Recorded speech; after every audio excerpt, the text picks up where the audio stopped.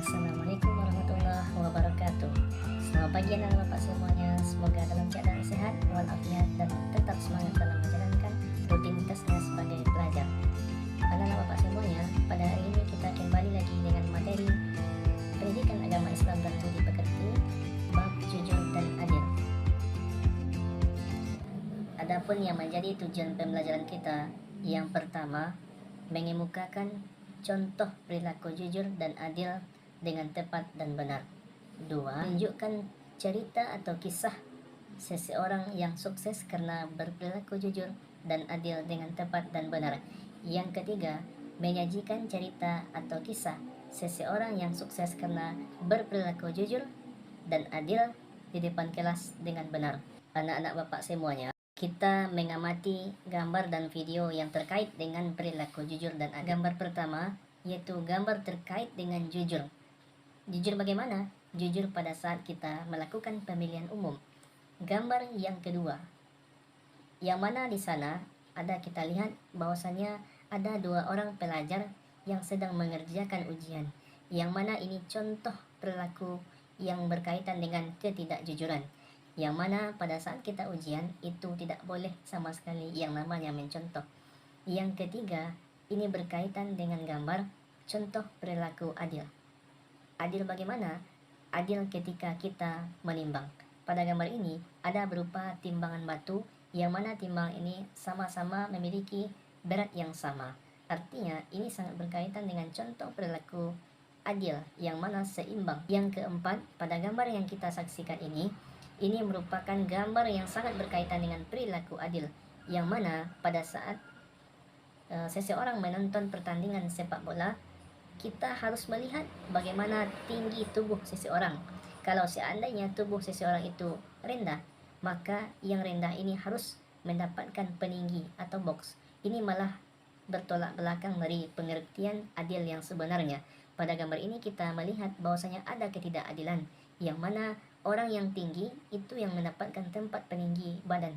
Ini terbalik, yang seharusnya yang badannya kecil atau rendah itulah yang mendapatkan peninggi badan, sehingga pada saat ia menonton pertandingan sepak bola itu dia sama-sama bisa melihat karena dia memiliki ukuran tinggi badan yang tidak sama.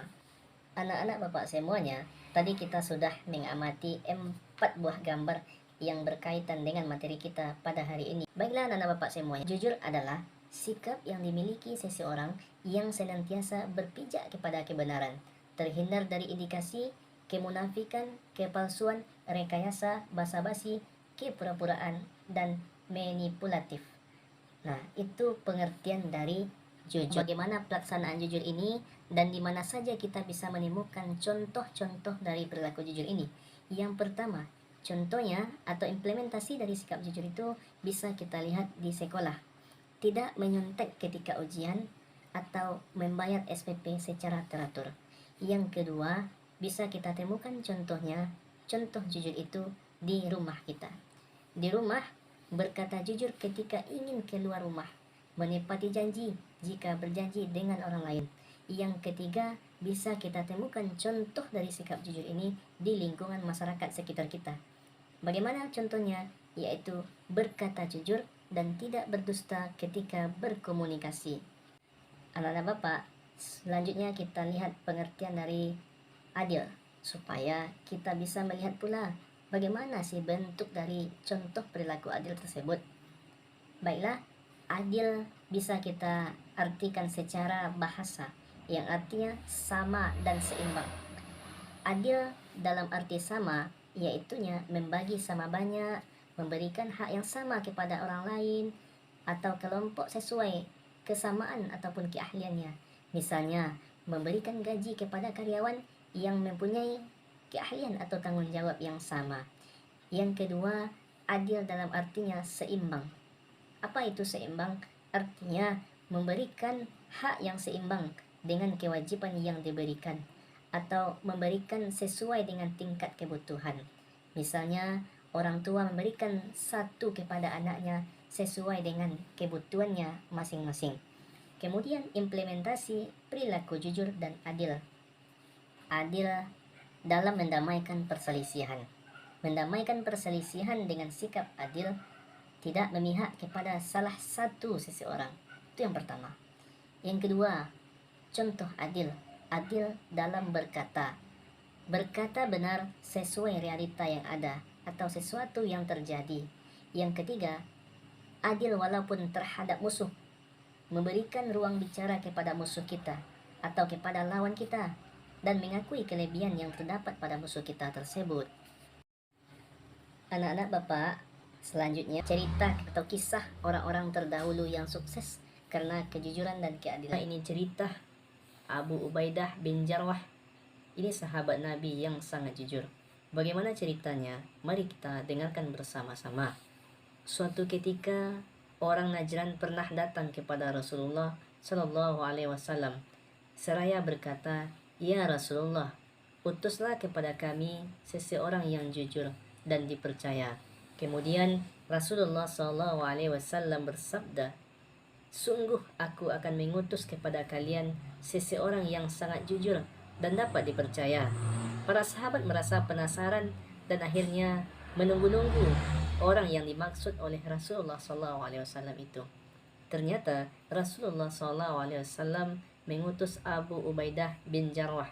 Ini dapat kita jadikan sebagai cerita atau kisah orang-orang yang terdahulu, yang mana sahabat Nabi ini dia terkenal dengan kesuksesannya. Nanti bisa kita lihat pada episode berikutnya, kita akan saksikan bagaimana kisah yang sebenarnya dari Ubay bin Jarrah ini. Baik, kemudian kita lanjutkan kepada cerita ataupun kisah yang kedua. Cerita ini sangat berkaitan dengan kesuksesan seseorang yang sangat jujur dan sangat adil. Bagaimana kisahnya? Kisahnya itunya dengan judulnya Keadilan Umar bin Khattab terhadap Yahudi. Yang mana Khalifah Umar bin Khattab bercakap-cakap dengan kakek Yahudi. Kakek jauh-jauh datang dari Mesir. "Adakah keperluan yang ingin kakek sampaikan?" kata Umar bin Khattab. Tanya Khalifah kepada orang Yahudi. Kakek Yahudi itu pun menceritakan bahwa rumahnya secara sepihak diratakan untuk dibangun sebuah masjid. Dia pun mencurahkan perasaannya kepada Khalifah Umar mengenai perjuangannya untuk memiliki rumah itu. Sungguh kisahnya sangat menyedihkan. "Harta satu-satunya yang aku miliki sekarang telah sirna karena dirampas oleh pemerintah." Wajah Khalifah Umar bin Khattab serentak merah. Khalifah Umar pun begitu sangat marah sekali mengetahui kisah yang didengarnya dari kakek Yahudi. Khalifah Umar lantas mengambil tulang unta, lalu menggoreskan tulang tersebut dengan huruf alif. Dengan pandangannya, tulang unta ini kemudian diserahkan kepada kakek Yahudi. Khalifah Umar lantas juga memberikan sebuah pesan kepada kakek tersebut. "Bawa tulang ini ke Mesir dan berikan kepada gubernur Mesir, yaitu yang bernama Amr bin As." Dengan penuh keheranan kakek Yahudi pulang ke Mesir hanya dengan membawa tulang. Kakek Yahudi lantas memberikan kepada gubernur Amr bin As. Sang gubernur Mesir itu pun serentak pucat wajahnya. Serentak pucat ketika menerima tulang tersebut dari kakek Yahudi. Kemudian kakek Yahudi itu merasa heran mengapa dengan sebatang tulang unta busuk Amr bin As bersedia membongkar masjid di tanah milik kakek. Kakek Yahudi merasa heran-heran mengapa dengan sebatang tulang unta ini. Kemudian kakek Yahudi itu bertanya, "Maaf Tuan, tolonglah jelaskan perkara pelik ini. Berasal dari apakah tulang itu? Apa keistimewaan tulang yang busuk sehingga tuan ataupun gubernur dari Mesir tadi menyampaikan kepada kakek tersebut?" Yang mana Amr bin As ini memegang pundak kakek Yahudi sambil berkata, "Wahai kakek, tulang ini hanya tulang busuk, akan tetapi tulang ini merupakan peringatan keras terhadap diriku.